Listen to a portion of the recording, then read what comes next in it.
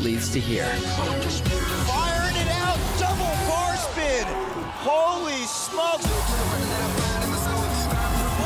Perfect. Absolutely amazing. The energy from the fans is phenomenal.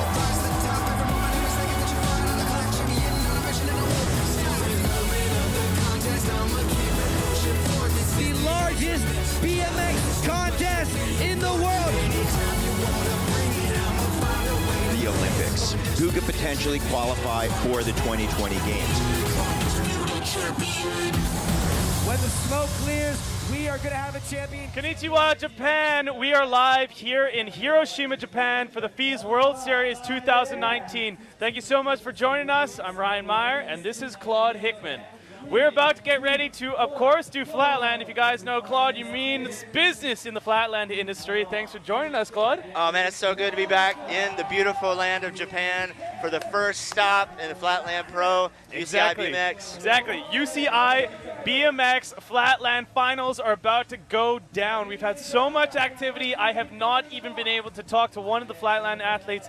Thankfully, Claude has been out there on course, delivering performances, taking interviews, riding himself. How's it been out there today? Man, it's amazing. I mean, this is the best country for Flatland to premiere at this UCI first stop because Japan has been leading the way in raising up another generation of young Flatlanders, and we're going to talk about that later today. But, you know, first of all, let's look at kind of what we're doing here at the series. Exactly. This is the first stop of a three-part World Series. It's a FIS World Series. It's 2019, and we got some different stuff going on. Montpellier, that's where it started over 2 decades ago, and we're finishing off in Chengdu, China. That's going to be October 31st to November 3rd, so make sure you guys mark it on your agenda. Either watch us online, on your program networks, or come join us. But hey, we have some new stuff in between that schedule. We as well have the FIS European Series. That's going to be counting towards some points. So if you guys want to go to FIS.fr/EN for the English version, you're able to check out all the scheduled programming there. But let's rewind, get back to today's stuff. It's final day, third day of action Sunday, and we have the men's Flatland final about to go down. It's going to be amazing. And, man, I'm excited about walking you through the Flatland Pro Final, getting some behind the scenes and what's been going on with some of the riders as we walk through some of the technical side of it. But for just the next few minutes, let me explain to you what we're going to see today in this Pro Flatland contest. We narrowed it down from 39 riders on Friday to 16 riders in the semifinal, and then to 8. So just to tell you what level of riding we've gotten to get to this final 8 is amazing. So here's kind of how the contest works. First of all, the format. Each of the riders is going to be given basically 3-minute run each. And at the end of that time, the judges will give them an immediate score between 1 and 100. It's, you know, they can use their 3 minutes however they want. Some of them do lots of tricks or long combos, but when the clock hits 0, nothing counts after that. The criteria that they're looking for and the judges are looking for things like difficulty, originality, and most of all, execution. Did they pull their tricks? If you've never seen Flatland before, watch their feet. Do they touch the ground? Do they come off the bike? And then, you know, to judge at that level, you need some pretty high-level judges. And so we're going to look at who the judges are as we kind of see this lineup on the stage. Here are our 4 judges. Alexei Dezelnu from France has over 30-something years of riding Flatland.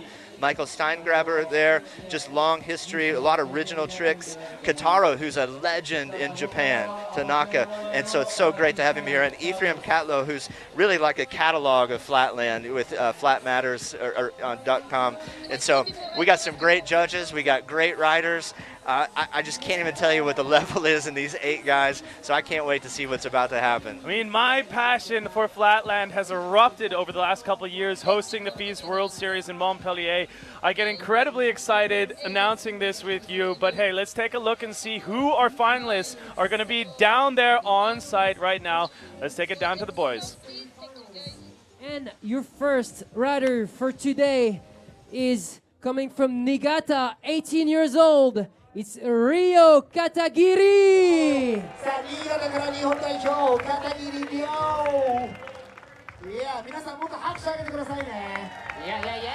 Your next rider, 23 years old, from Santiago, from Chile, it's Benjamin Hudson. さあ、南米はチリからベンジャミン・ハドソン。Yes, your next rider, 28 years old from Chiba, Japan, Ikeda Takahiro. Japanese Speed Master Ikeda Takahiro from Chiba. Your next rider, the oldest in these finals, 41 years old from Boyargues, France, Alexandre Jumelin. さあ、今回の最年長です。フランスからアレックス・ジュメリン。41歳。 Your next rider from Matsudo, Chiba, Japan, 33 years old, Moto Sasaki. 元佐々木。さあ、予選第1位通過した元佐々木が千葉から。 29 years old from Paris, France, is Matthias Dandois. さあ、ディフェンディングチャンピオン from フランス、貴公子マティアス・ダンドア。 And we got two more finishing second of the semifinals yesterday from Montreal, Canada. 32 years old, William Prevost. さあ、そしてカナダから赤字としてありがとうございます。ジェン・ウィリアム・プレボース。 And your number one qualifier, 33 years old, out of Prague, Czech Republic, Dominik Nekolny. 1位通過したのはチェコリパブリックからドミニク・ネコリー。Wow, that's a huge lineup. And talk about history within Flatland. Any highlights that you want to talk about, Claude?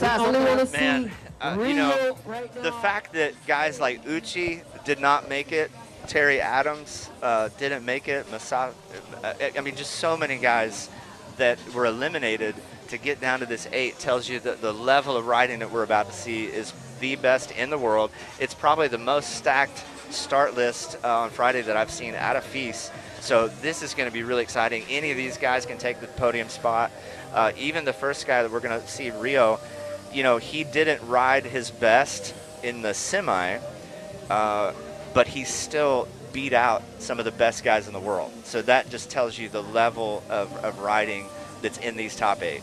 I mean, you see that time and time again, that we come to a host country, but Japan seems to be pushing forward a real top caliber of athletes. We have 3 Japanese riders in the finals here today, but this is going to be the first 4 that you guys see ride right there on screen. It's going to be an amazing one.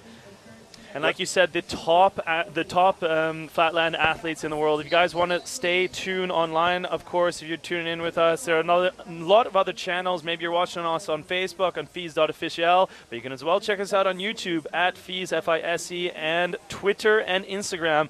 Our handle is at FIS World. But make sure, hashtag all your posts, FIS Hiroshima. Stay involved with all the action today. This is the final day out here in Hiroshima. And it is a scorcher, beautiful sun, about 24 degrees Celsius. I don't know what that is in Fahrenheit, but the rest of the world is on Celsius these days. It's like 120, I think.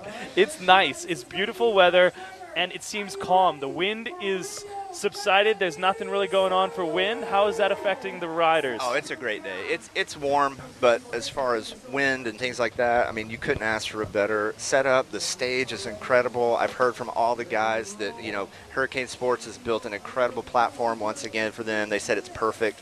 And so those are the things that matter. Ryo, he's getting ready to start his 3 minutes right now. Let me just tell you, what happened in Japan is, I guess 10, 15 years ago, they began these schools, and a whole generation of kids has come up, and that's what you're looking at right now is some of these super kids are now making their way up into the pro class, and Ryo's the great example of it. Watch the flow that he has just in the transition of these tricks is so difficult and so fun to watch. Just the level of riding in Japan has leveled up, like a whole generation's leveled up. Like you said, they started 15 years ago. It's a long time in the making, but they have what you're calling in the flatland industry these super kids coming out of Japan, and it's really impressive. When we talk about the schools, you see such young BMX flatlanders starting out there. They're like 5, 6 years old. It's absolutely incredible. They're starting them so young, and they're turning into athletes like Ryo here. Wow, just the body movement that you get to watch when you watch Ryo, it's like watching The Matrix in slow motion. You go, wow, I didn't know that you could do that, and it's just so fun to watch. He actually has a little brother who's 14 who is just as good as these top 8. I don't know if there's an age limit for him competing pro, but once he makes it, he's going to be a contender. But Ryo, watch him step around, watch this little transition. It looks really slow, but that is super difficult behind the back, and then he'll just ride right out around the world. And you're going to see him with some of the longer combos today.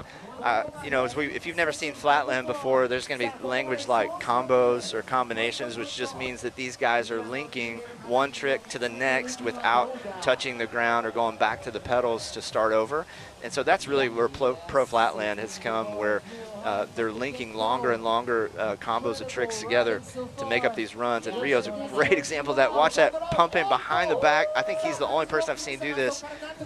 So crazy. Watch this samurai move he makes right here. Switching around, stomps it. Nice. Wow, he tried to get that trick yesterday in the semifinal, and it gave him trouble. That's the only reason he qualified 8th, but he just pulled it. This is going to put a crazy amount of pressure on the rest of the qualifiers. Now, behind the back, Ryo's doing it for Glow BMX Shop. He's 18 years old. Man, and it just has so many years ahead of him. I can't even imagine what level he's going to be riding as he gets older and he matures as a rider. Wow. This is just crazy to watch the transitions that he's making. So as we talk about, you're speaking of some very unique links. You said you don't really witness somebody holding the back of He just put down a flawless run. It's incredible. I think so. I wasn't really watching it for touches just now, but I think he just laid down a flawless run. Now, let me put things in perspective. Yes, Friday he qualified 4th. Yes. And I don't think he had a flawless run. Yesterday, he missed the whole last minute of his run. He came off the bike, and he still got 8th. He just put down a flawless run of some of his hardest tricks to begin this final.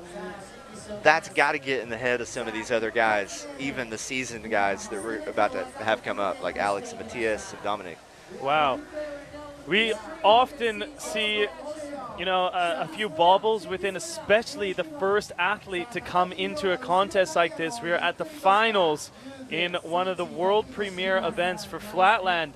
So this is incredible. You say doing a near flawless or if flawless run. It's going to be interesting to see how the judges score this, because this is going to determine their scale for the rest of the 7 competitors now to drop after Ryo. So scores coming in here are really going to be significant to weight the rest of the field.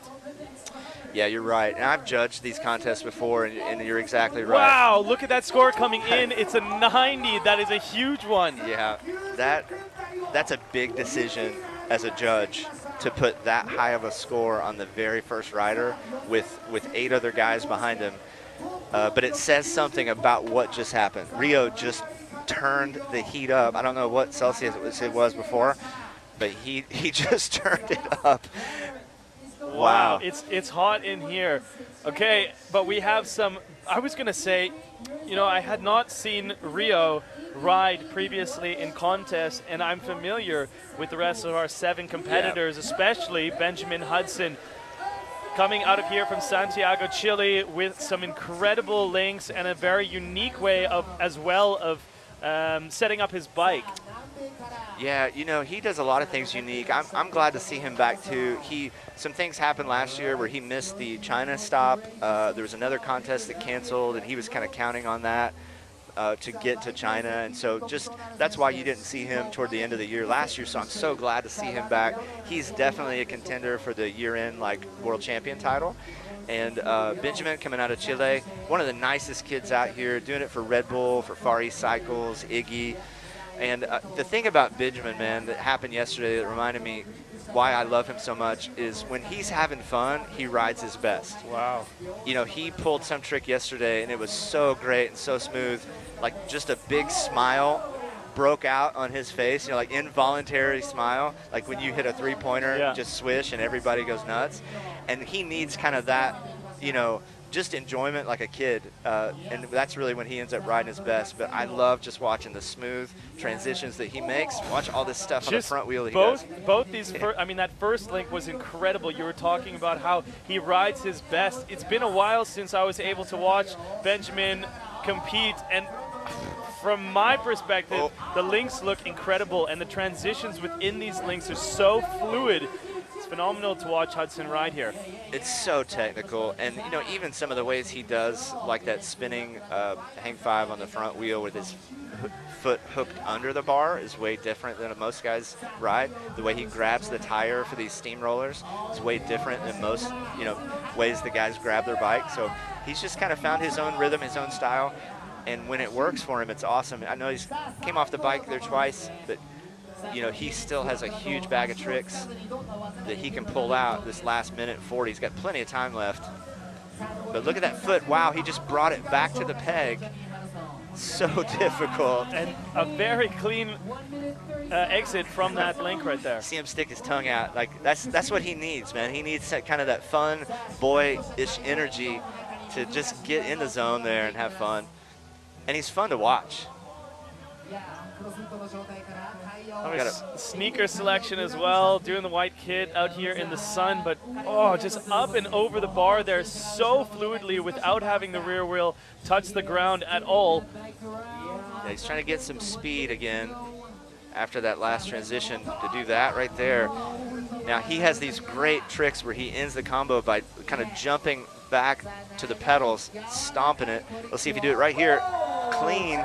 Benjamin Hudson is getting in his zone and enjoying this crowd here in Hiroshima.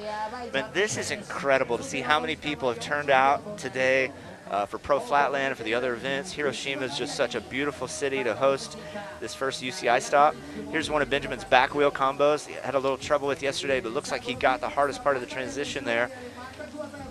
Mostly, I think, front wheel rider, but still very good on the back wheel. Oh, wow, this is kind of new, I think, that I haven't seen from him in a while. This death truck, spinning death truck. Yes, wow. He's still got 10 seconds. Keep going, Benjamin. You can get one more trick in, and those are points. You know, the way you use the clock, yes. One of his hardest tricks with, you know, almost called it off at 10 seconds and then decided, you know what, I'm going to do a whiplash bar spin because I got 5 seconds left. Wow, going right to the buzzer there. That's true competition format. We're going to have to wait and see what the judges put up for that. We have a very hard score. We have a very hard score, high score, that 90 even of Ryo Katagiri. We're looking at some highlight replays of some of these fluid links from Benjamin Hudson.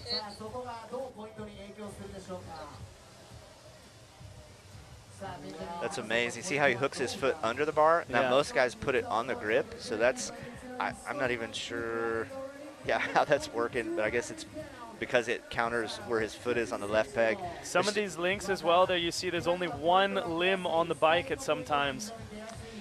Yeah, the amount of balance these guys have is just amazing. And see, even bringing his foot back to the peg from the handlebar without grabbing the other grip is something that's super technical. You'd probably miss why that's important, but Flatlanders watching that know that all that stuff is so technical, so hard, even though, just jumping back to the pedals. Just perfect execution on some of this. And you said you haven't seen this for a while.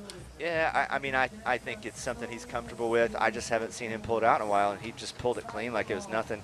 You know, his bike, Benjamin is built kind of like me, you know, and I wish we would have had bikes like this when I was competing. His bike weighs like 17 pounds. Yes. He's got all these Far East titanium parts, axle hub. That's a good run for him. 82 is a decent spot. That's still a good spot, even though Ryo is sitting in the 90 spot in the lead. That's a great solid run for Benjamin. I think he came off the bike 2 times at least. So so if you compare that as well to Ryo's flawless run where he links everything up, this is something big that they have to equate with the judges. There's not a lot of wiggle room in the middle of those two guys. Takahiro, who's coming up here, is so fun to watch. You know, just well known in Japan. And now around the world. He's been doing the Cirque du Soleil shows for several years now. And I tell you, man, there's something about when these guys start doing shows professionally, it just changes the level of their riding and their consistency. I would be very surprised if Ikeda touched the ground or came off the bike. These spinning tricks that he does are incredibly unique to him. They're incredibly difficult. He's just dialed them in, you know, so well. So for him, he's going to have to hit all these perfectly without an error. Look at this. This sometimes is so, he'll go down. so unique, and then he goes down, grabs the pedals. Whoa, took a handoff there. I haven't seen that from him. That's a little bit new. Doing it for bulk. Wow, really having as well the Japanese crowd behind him. You hear the stadium erupting out here in Hiroshima. Ikeda was here early practicing. You know, him and Moto. The Japanese were here at 9 a.m., 10 a.m. They've been here practicing all morning. We're about noon here in Japan. And so they've been here, man. They've been getting ready for this. Watch this jump over the bike completely. It's a totally different way of doing a decade than most guys do. That's one of his just signature moves. Travels a lot, rides for Ogio, which is, you know, good when you travel as much as he does. Ogio Golf, I hear. Watch that transition to the back wheel. Yeah, the Japanese crowd loves watching him. He's great at involving the crowd. You know, you'll watch him when he hits a trick, wave to them, take his hat off in the middle of tricks, go behind his back. He's really fun to watch. Crowd pleaser, but this is something that you say, doing so many demos and working into shows professionally, you get so much more time, not just on the bike, but in front of an audience. And I think that's some of the big mental issues that athletes have to deal with going into these professional contest formats, is you have stadiums of people changing. Whoa. Holding on to that. We'll call it a contest, little bit of a hand plant. I don't know what the judges might do with that, but not exactly the clean ride out he wanted. But still, I love that he's having fun, always smiling. You know, he's just a professional on the bike, off the bike. He's got 4 Guinness World Records. They're spinning related, like some of the fastest spins in a minute, and things like that. And you can see why he's got the Guinness World Records. Look at this. Yeah, I don't know if you can notice at home, but he's taking both his hands off to put on the pedals there. We'll be watching that in our expert slow motion replays at the end of this run. One thing, maybe you guys aren't familiar with watching Flatland, but it's only a one-shot, one-time opportunity for these riders to get this score in. They have 3 minutes, which is a long time for the discipline to work on the clock, but that's their only chance at the finals. There it is, giving it up for the crowd, saying thank you. Takahiro Ikeda, just so loved here in Japan. We're going to wait for the score, you know, and the judges, like you said, need to take a few minutes on some of these. I don't think that's going to be enough to give him the lead. It may not be enough for him to beat Benjamin, to be honest. He needed to really have a flawless run, I think, in the judges' eyes, for him to come into those 80s. So if I'm guessing, this is probably going to be maybe in the 70s. But we'll just have to wait and see what the judges do with it.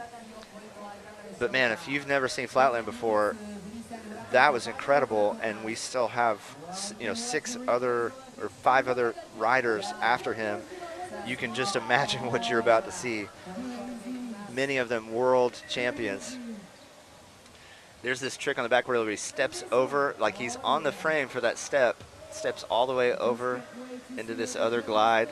It's truly remarkable what they're coming up with, and the creativity to still invent new tricks is just is a testament as well to the athlete, but as well to the mind. I don't know if you can see this on his crank, but he's put padding. He's taped some padding around his left crank arm. I think it was because he was hitting his either hand or foot on the crank, and it just hurt. So he basically solved the problem. He's like, I'm going to put padding on my crank.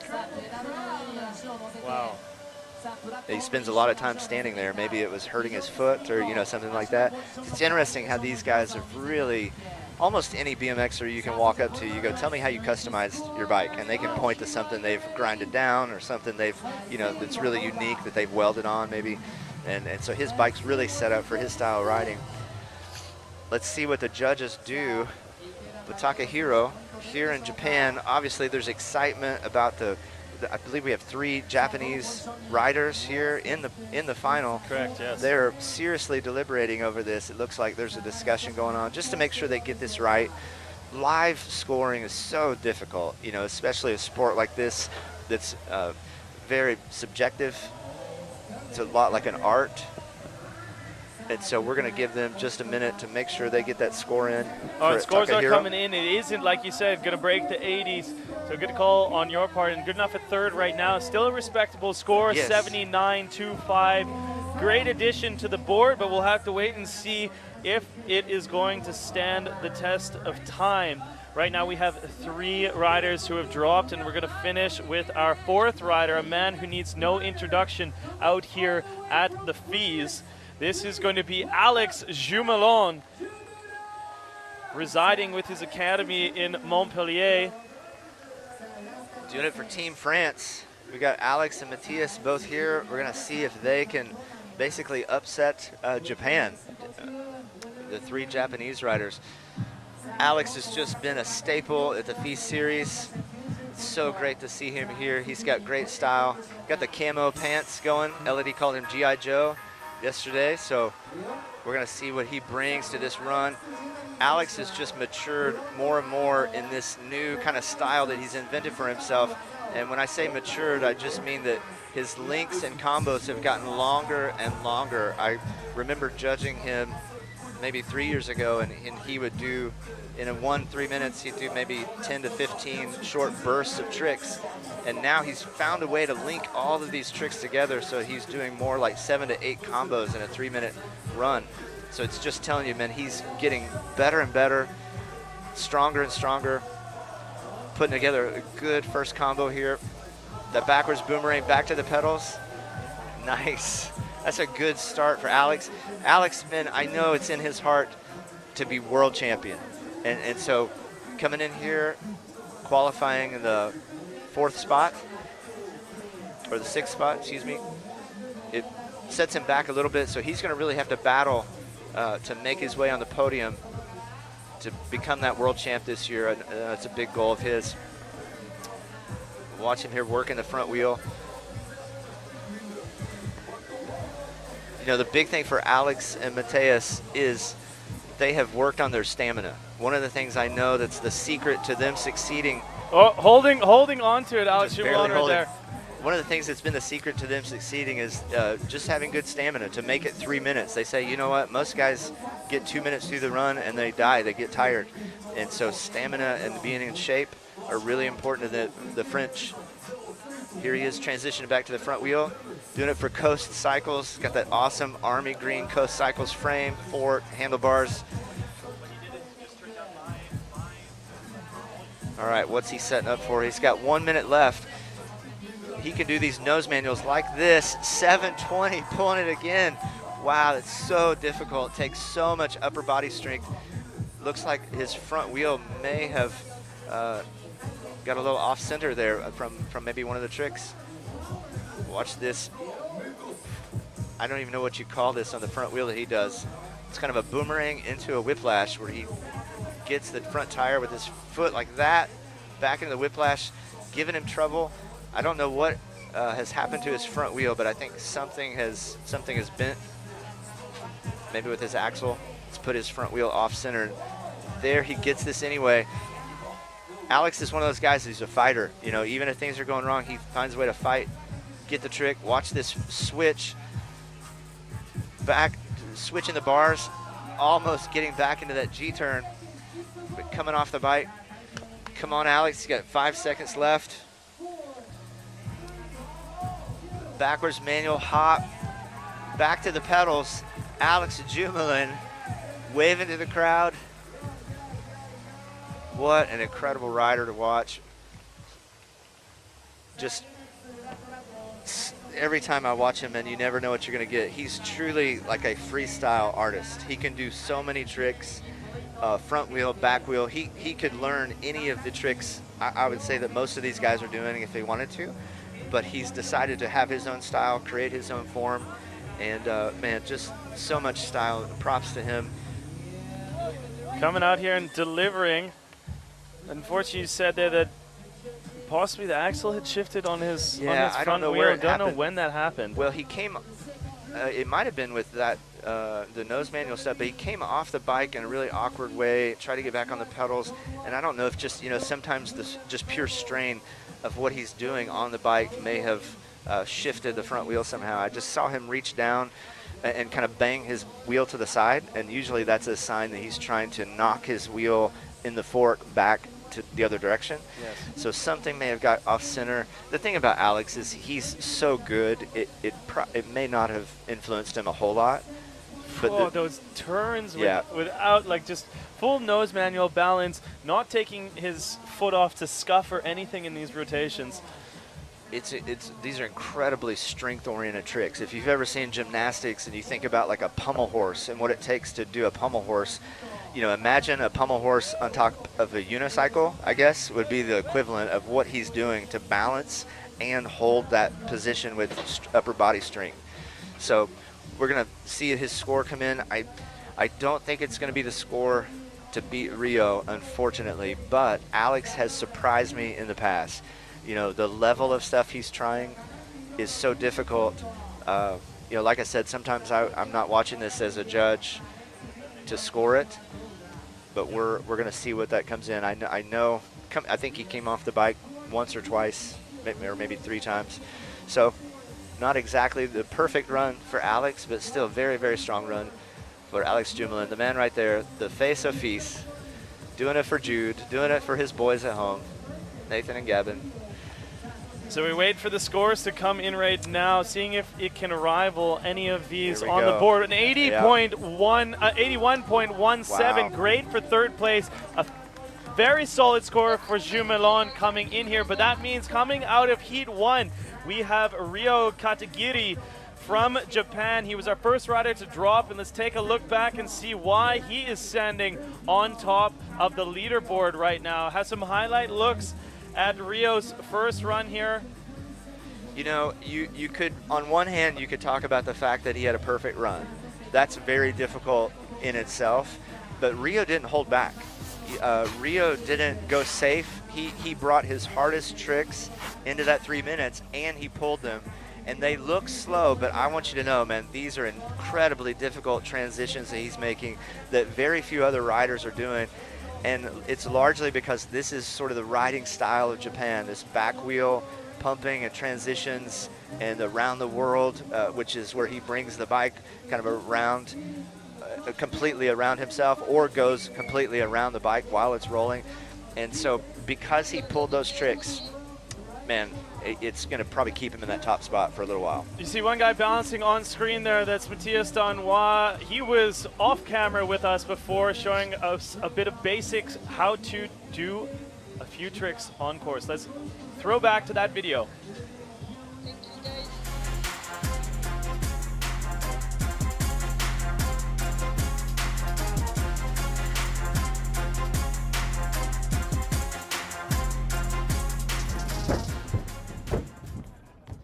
This is Matthias Dandois. I'm going to teach you how to pick up bar spin. The first thing you can try is on the ground and trying to pass the bar like this in your hand, from hand to hand, to get comfortable with this move, just like that. All right, once you get that figured out, you want to go on your bicycle at a medium speed, just like that, just cruising. Everybody can ride a bike, right?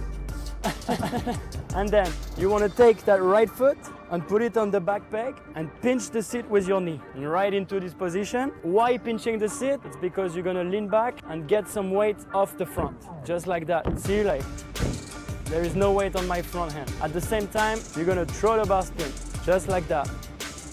Once you feel comfortable with it, you can go for the full bar spin, basically the same version, but full bar spin. And then once you feel comfortable, you can even try the double bar. I messed up. And once you feel really comfortable, you can try to do as many bar spin as you can. Oh! Send me your record bar spin on Instagram at Matthias Dandois, at FIS World. Have fun with it. Stay safe.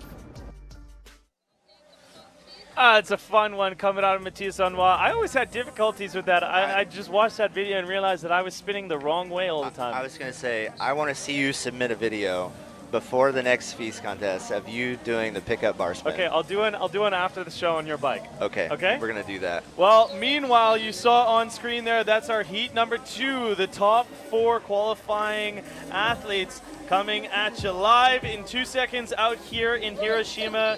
That's going to be Moto Sasaki, Matthias Dandois, William Prevost, and Dominik Nekolny right there from the Czech Republic. So Dominik was our first place qualifier from the semifinals. Don't see him out here too often, Claude.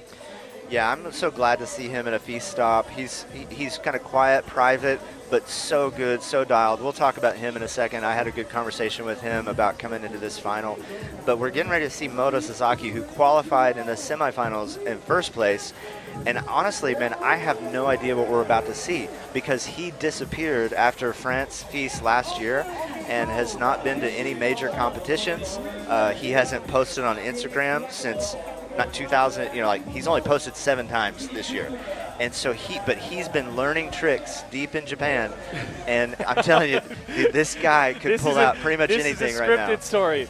Yeah, I looked into it because I'm like, what in the world has Moto been up to? Moto is so good, so dialed on the front wheel, and you're going to see why he took the top spot yesterday. And he has every bit of the ability to take the top podium spot today. 30 seconds in, he's already got one good, clean, hard combo. The thing that you'll see Moto do that I think the audience really loves is when he gets so dialed, he'll scrape his handlebars against the floor. If you look at his bike, his peg and his handlebars actually ground down at an angle because he does this so much. But we'll see it in just a minute where he gets so torqued to the side that he gets his handlebar all the way down to the floor. Pumping for more speed, another good clean combo from Moto. I think he's just trying to get a couple of good combos in, getting comfortable with the floor. These guys only had a few minutes to warm up since this morning. Like I said, Moto's been out here all morning getting ready for this run. So let's see what he's got. Watch his handlebars. Looks like he decided to kind of go a different direction with that link. That's one of the things. These guys are so good. They can switch it up. Like can go up to the pedal in the middle of that spin. Another signature Moto move. Japan's really getting behind him. Moto Sasaki doing it for Monster Energy and X-Large Clothing. Just so fun to watch. Such a nice dude. There's only 1 minute 15 left on the clock. Time for a few more links. And with all these riders here, look at how he almost dips his bar onto the ground. We speak about some of the Flatland riders who have their customized bikes. You see Moto Sasaki's handlebars there. They're almost ground down from this front wheel spinning variations that he does. Incredible linking that up there. And as the speed comes around, it's going to be phenomenal to see if he is able to continue this through. Engaging his free coaster right there and coming back into that dip down. This is a very unique trick that Moto Sasaki has on course here. Yeah, watch. He'll do this ride out where he jumps onto the front wheel. Trying to step over the back. Just came off. I think that's his first touch of the run. If I was paying attention, that might be the first time he's come off the bike. So really good run for Moto. Not a flawless run, but there's the scraping of the handlebars on the ground, stepping over. Watch, this is so difficult, cross-footed into this pumping. That's I think he's one of the only people doing that, switching to this crackbacker, coming off of it. That's such a difficult trick. That's the trick that got him that top spot yesterday, but it just didn't happen for him here at the final. Moto Sasaki, man. Like you said, such a difficult trick in its own right, but then doing it cross-footed. I have not seen anyone doing that in contest so far. There's no one else doing it. It's Moto. And still, man, really good run. It's going to be interesting to see where this run scores. Because of the difficulty, some of his links were probably more difficult than some of Ryo's links, but he also came off the bike once or twice. So this is going to be really interesting to see if he scores in the 90s to beat Ryo or if he lands somewhere in between Benjamin and Ryo. Watch his hand backwards so he can make that a complete switch around to the front wheel, and he lands on the right foot. I didn't notice that before. I think that might be a new switch for him, but watch how he steps up to the pedals in the middle of this. Nobody else doing that trick. That's one of the tricks that won him, like the Nora Cup a few years ago, the Flatlander of the Year. So fun to watch, and again, just the difficulty level of what Moto does is so insane. They're just showcasing the bike skill and the balance. Absolutely incredible, I feel, going over like this. And then that was the one that he was not able to link up as he was trying to go over the handlebars there. Now we are waiting for the score to come in. You see Matthias up next right there warming up on screen. He was just giving us a how to do, how do you call that, the bar spin? The pickup bar. The pickup bar. Yeah. So that's where you're putting your back foot on the peg and doing a little pick up the handlebars and throw the bar spins. I'm going to give you a little taste of what I got after the show. Right now, our delegated judges and our UCI official, Bart Young, is up there managing to make sure that the score coming in from Moto Sasaki is... I'm sweating. This might beat Ryo. He may have beat Ryo, even though he came off the bike. We're going to see his score come in. He's got to beat a 90.00, right on the 90 in the top spot. Wow, so we could be talking about Japanese rivals right here for that top spot. I think they're definitely going to be 1 and 2 after this. It's just who's going to be 1.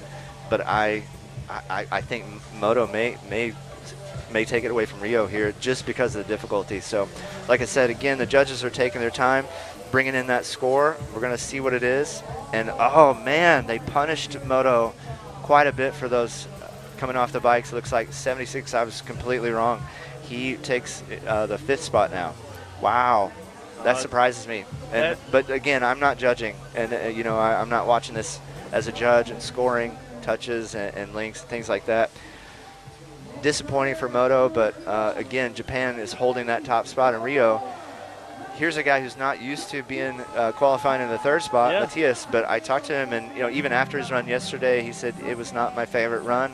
I held back some, and he just wanted to make it to the final, and that was kind of his goal. And just like Benjamin we saw earlier, Matthias is one of those riders that when he's having fun, he does his best. And so you see him just sort of getting in the zone there with the crowd. And he's going to start his 3 minutes now. Let's see what he pulls. He's got his brand new Army Green Haro. Doing it for Levi's. I think he's been getting really hooked up with Levi's this year, which is really exciting. Also doing it for Red Bull and Haro and G-Shock and so many others. Now this is a new trick for him, that real stylish spin on the pedal on the back wheel, which he learned how to basically transition into this time machine. He can turbine these where he's actually going forward and then back, forward, back, just like that on the pedals. Wow. And then pulls it clean. That's signature Matthias Dandois right there. Such incredible riding from the Frenchman. Like you said, we're not used to seeing him qualifying 3rd. Not that that is a bad position in any right, but he definitely has the ability to be on top. We are very familiar seeing Matthias Dandois finish in that top position at the end of the day. So a rider who is able to rival that 90 score with links like this. So good. Again, these links are so difficult. And watch, he takes a handoff here. Surely the travel that he does and the fatigue that he brings in is, sometimes has an effect on him. But he came into this weekend seeming really refreshed. I know he's been traveling, but traveling less. There's things that have just been going great in his life. He's got the little constants finally in his life. It's made him really happy. I like that little plug there as well. Going to Coachella, telling me what I like to hear, that it is not such a great music festival. Not everything in America is best, but Matthias Dandois, he's doing some incredible stuff out here on the Flatland course. He has drawn a crowd here. Man, look at that Hiroshima crowd cheering him on. He's just getting into the music, getting into his mind there. Watch this. This is so difficult. The spins on the back wheel like that, fully inverted. He's still got a minute left. He's done some incredible combos. No touch so far. And it looks like he's going to need to have a flawless run to beat Ryo. The way the judges scored Moto tells us that he needs to not come off the bike, not touch the ground. Jumping through the handlebars, hooking his foot no-handed. This is a pretty signature combo for Matthias, but I know he has more stuff up his sleeve. We'll see in the last 30 seconds if he feels like he needs to pull out something bigger to take that top spot from Ryo. Coming into this fast spin right here, he takes both hands off, pinching the handlebars right there. An incredible combination. Like we had been talking about this link has been going since 1 minute. We're now 40 seconds into it. Yeah. And he pulls it clean coming out of that. 15 seconds left to do one more combination. What's the ruling with that? Are you allowed to go past the time clock? No, once you get to 0, it does not count. So he'll need to do a short link here, which is not usual for him. But he's just going to throw something in, pulling it before the buzzer. And that's Matthias Dandois throwing the bike. Really happy with that run. A flawless run here in Hiroshima. Wow, so that means it comes down to 2 flawless runs we've seen so far. This is possibly rivaling Ryo Katagiri's first place run, the first run we saw of the day. This is now the 3rd qualifier, Matthias Dandois, who just went through and pulled a perfect run. We're going to take some slow motion replay looks. And Claude, walk me through some of your favorite moments from Matthias's run. Man, you know, this guy's just so consistent, and this is what we've seen him do before, but he did it flawlessly. He added some new elements that I think the judges are going to notice. He brought in some new tricks early. You know, we're going to see in a minute where he hooks his foot on the pedal, does this backwards spinning trick. This right here, you know, these are new tricks for him, and he's already bringing them into his contest runs and transitioning out of them into his other combos that he usually does. So he did bring some new stuff. He had a flawless run. And again, these combos are so difficult. He usually places podium when he rides flawlessly like this. So we're going to see if that podium spot is 1, 2, or 3. Here in a minute as we wait for the judges. And you know, this is again going to be one of those times where the judges take their time, get this score right. It's France versus Japan here, and we're going to see where he ends up, I think. You're definitely right. We have Japan on top right now. So Ryo Katagiri has that 90, the first person to push into the 90s, and well ahead of Benjamin Hudson's 82.75 in 2nd place. Definitely expecting a score from Matthias Dandois getting close to the 90s, but the question here is it going to beat 90 even? Matthias Dandois, so fun, such a staple of this Feast series. We're going to have his score come in here in just a second. There is a big fan of his on the side coming in last night just to watch him ride. Matthias Dandois doing it for France, doing it for Vance, and no, it's not enough. 86.75. 2nd place. Wow. Wow, that's a tough scoreboard out there. Amazing. Our first rider of the day has held up the test of time and the test pressure cooker against Matthias. In America, you call this a Cinderella story. You'd never heard of Ryo, and most people outside of Japan had not known Ryo before today. This weekend, everyone in Flatland is going to know Ryo Katagiri. He's been around for a few years. I saw him in another contest in Kobe a few years ago. But wow, he has come out here and he's laid down a score that so far has been unbeatable, even by Matthias Dandois. This is getting really interesting, Ryan. Now, no, that's not to say that William Prevost and Dominik can't upset Ryo, though. Dub, who he's known in the flatland world, William Prevost coming out of Canada. He is a world champion 2017. He is no stranger to being on the top spot. And like I say, when he's at his best, I believe he's the best out here because the difficulty of the switches that he does on the back wheel and the originality of them are so insane. You're going to watch him do these tricks and even climb up to the pedals while he's rolling like that in the middle of these combos. William Prevost, such a great rider to watch. Doing it for Far East Cycles, UCI BMX, Concrete Shoes. And look, he's still going in these combos, switching.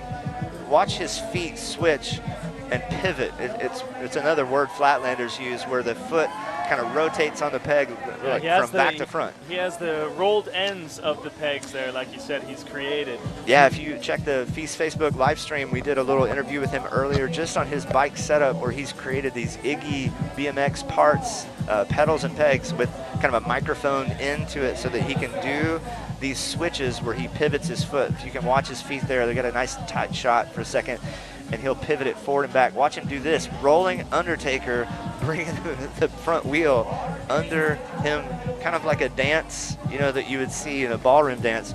But it's amazing the balance these guys have. Watch, he's going to do that again, I think, because he sets up where he does 2 in a row. He'll do this one, stepping up to the pedal. Watch, he pumps for speed. This is so difficult, bro.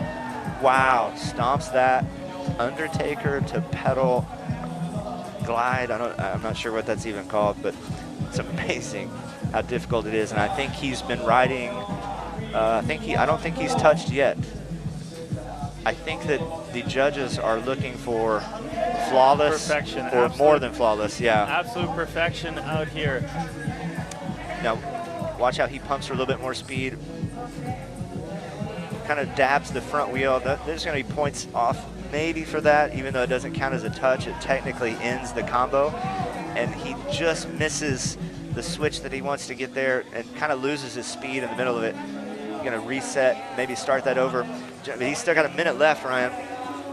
Still have a minute left, and he didn't have a full touchdown, just not the perfect combination to the links there, the transition that he was looking for.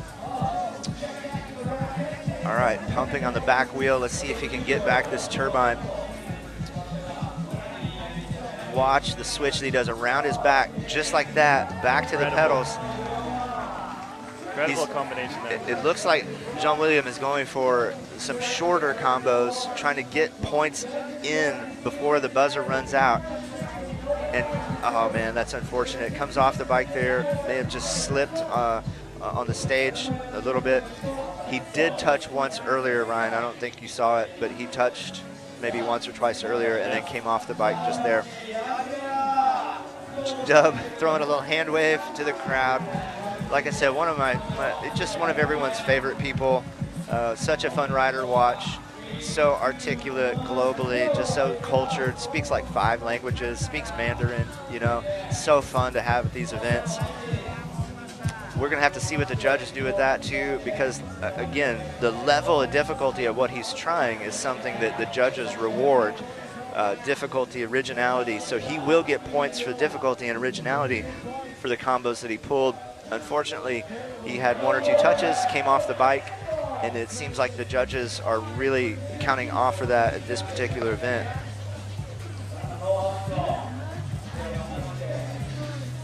Takes and looks back at those high spins captured in slow motion on the replays here. Nice to be able to see that for all of our spectators, understand how difficult it is. Some of these things we miss on that full live replays. Just how incredible that is. He's using his length there to get the whole entire bike in that front wheel and handlebar under his torso, and then switching from the peg up onto the pedal there. Yeah, that's pumping around here. That combo alone is probably the best combo that he did. He's really glad. You can tell that he's stomping that there.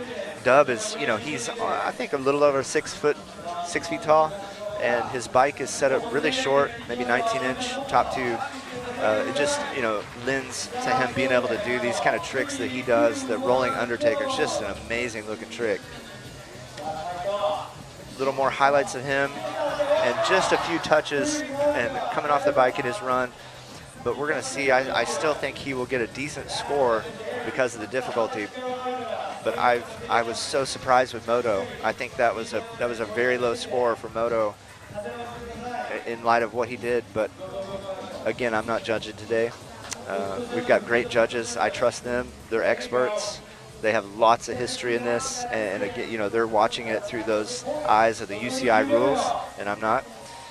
Score we'll see coming where in. Dub comes in. It is a solid score. Good enough for 4th place. Unfortunately, 81.50. John William Prevost looks a bit disappointed, but it goes back up to Ryo Katagiri, and then there was one from Prague, Dominik Nekolny.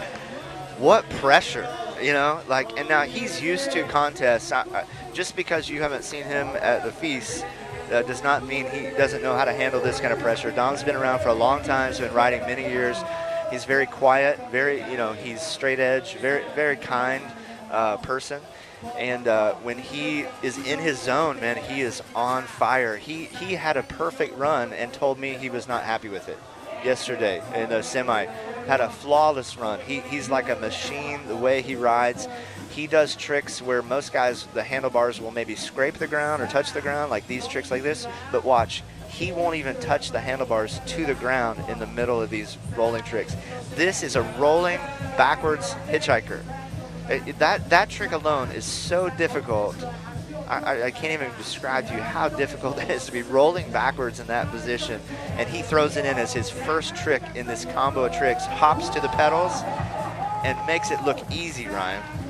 Now this completely makes it look easy. One point that I note is maybe the speed that he as well carries. He's not carrying as much speed as, let's say, Dove or Matthias Dandois, for instance, coming into some of these spins, but it actually makes it more difficult. It's so much more difficult, and it's just on the balance point. I mean, that's the key thing about Dom, is he's on the balance point.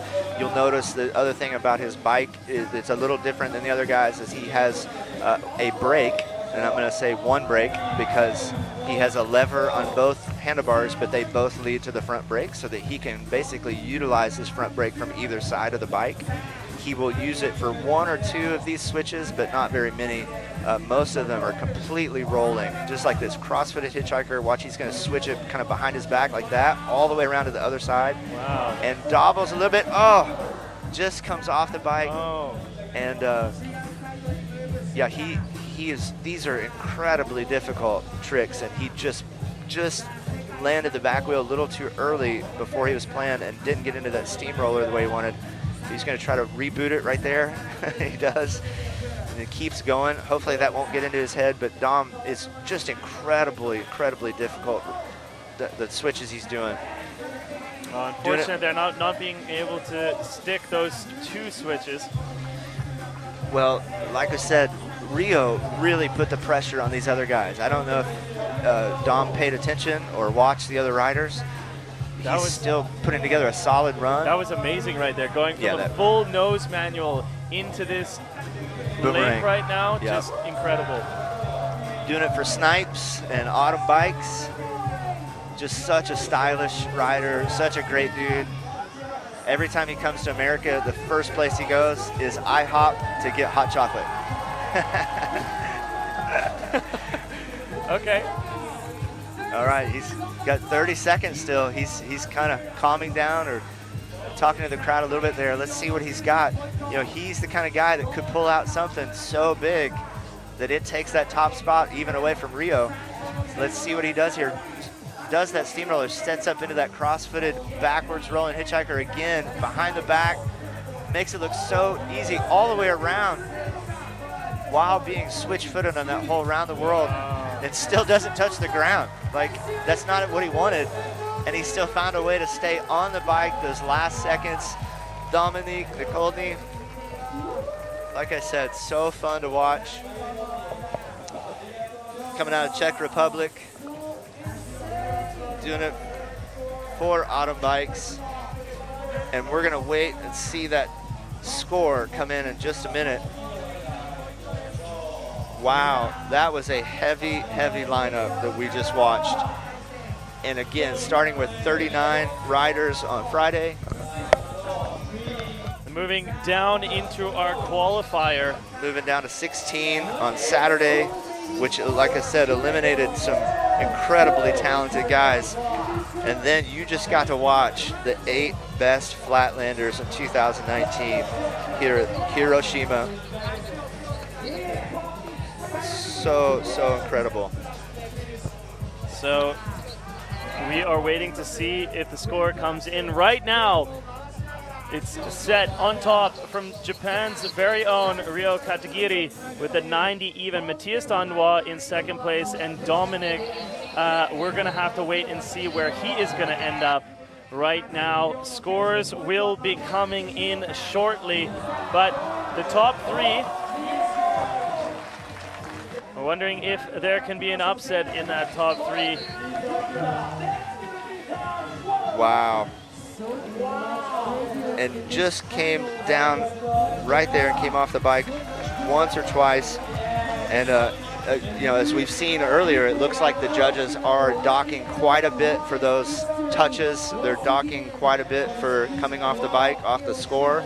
Again, these are UCI, the new rules for the UCI World Series give them really strict criteria as they look for the originality, execution, use of the whole bike, use of the front wheel, use of the back wheel. So those are all the things that these judges are looking for as they evaluate, as they come up with that score.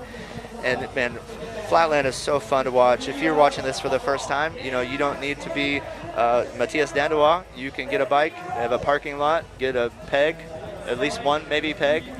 Maybe you don't even need a peg. You can learn to bar spin and lay your bike down, pick it back up. Wow, but here the score comes in. Score's coming in. It's going to be good enough for third place. Ryo, Dominik Japan Nekolny. does it.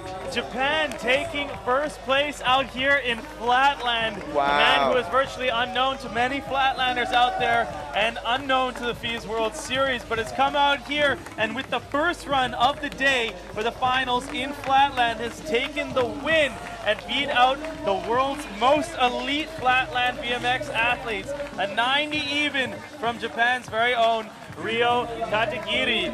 Wow, you see Matthias coming over, giving him a hug, and you may not have heard of Ryo before today, but I guarantee you this kid is going to be, you know, at all these contests, you're going to know his name the rest of this year.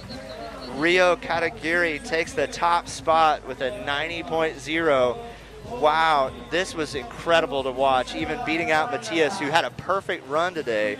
Then as well, first place qualifier Dominik Nekolny, Benjamin Hudson, William Prevost, Alex Jumelin, Takahiro Ikeda, and Moto Sasaki right there. Those were your top Flatlanders on course. An amazing finish, but the big story out here is Japan's very own Ryo, who is taking home the gold medal out here in Hiroshima. Our first stop of the FIS World Series for 2019 and our first athlete to drop. So if you guys missed that, you tuned in late, or you want to take a replay look, I sure do. Let's take a look and see how Ryo got on top of this Flatland final. You know, like I said earlier, the super kids are growing up. Japan is, you know, they're raising up a whole new generation of Flatlanders. Ryo and his brother Yu are perfect examples of what is about to happen in the future of Flatland.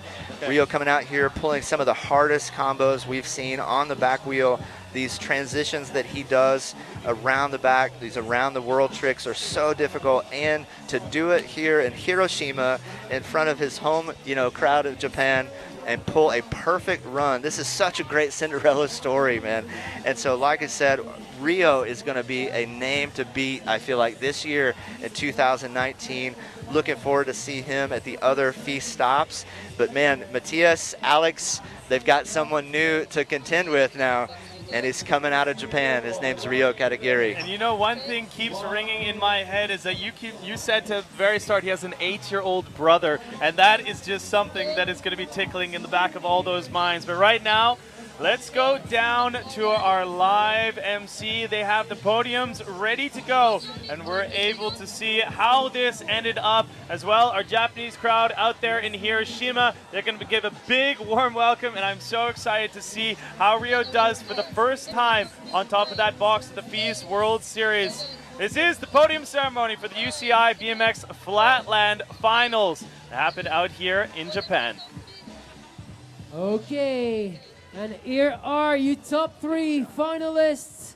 Here are the results. In third place, all the way from Czech Republic, please make some noise for Dominik Nekolny!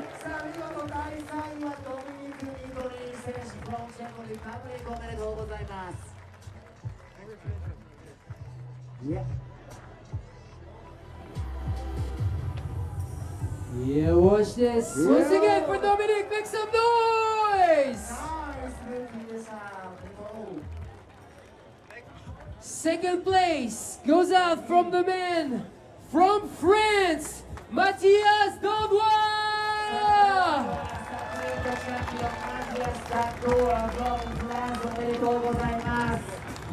Yeah.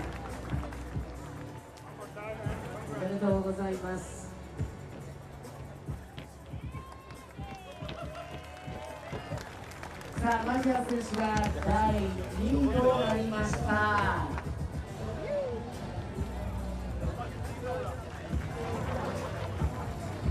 For Matthias, make some noise. Come on, Hiroshima, second place. And the FIS World Hiroshima 2019 BMX Flatland Pro winner from Japan, Ryo Katagiri! 18歳。さあ、18歳のルーキー片桐亮が見事この人生広島 UCI ワールドカップ初戦のチャンピオンとなりました。Make some noise, Hiroshima! Yo! さあ、3000ユーロ、そしてチャンピオン G ショックトロフィーが贈られます。片桐亮選手。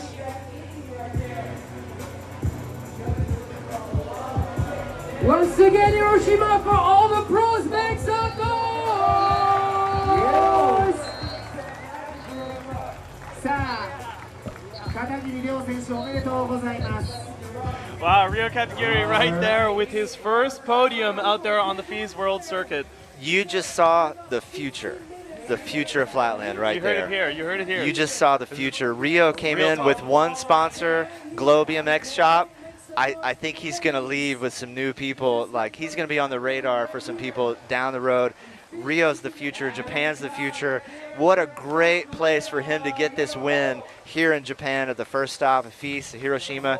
That was amazing to watch. You know, if you didn't get a chance to tune in to see Ryo's run, you need to go back and watch it on the feed. And the way to do that is you guys go to our YouTube channel or our Facebook. We have all the replays going on there. So FIS.official for Facebook, and just type in FISE FIS in YouTube, and you will be able to find all the replays. But we still have more action coming your way. It's the third and final day out here in Hiroshima, and let's take a look to see what the two final events are. We just finished the Flatland, and we next have the World Skate Roller Freestyle Park World Cup for the men's final. And at 1640, it's UCI BMX Freestyle Park World Cup men's final, which is going to be happening right behind us on the course. And next up on the World Series, it's going to be Montpellier, France. It's our favorite stop, the biggest one, and where things started over 2 decades ago. Let's take a look and see what action is going to come for us in Montpellier. To one of the most beautiful places in the world. Hundreds of thousands of fans that are pouring into Montpellier. Yes, I did say hundreds of thousands. This is the big show.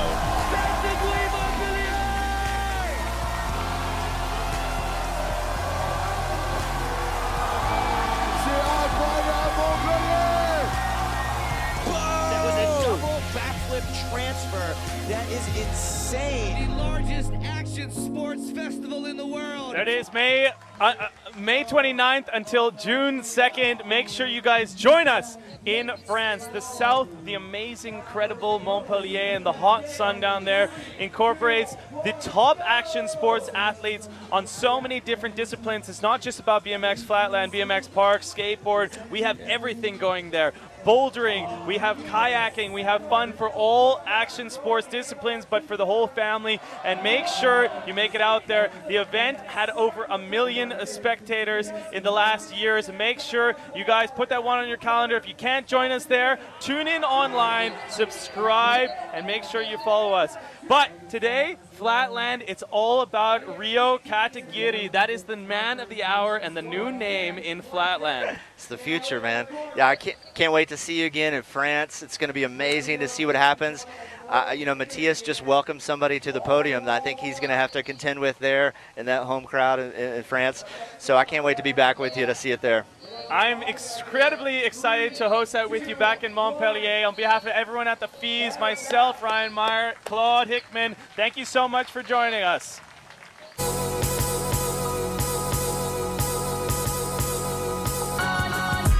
Welcome everybody to the FIS World Series Hiroshima 2019. First stop of this 3-part World Series.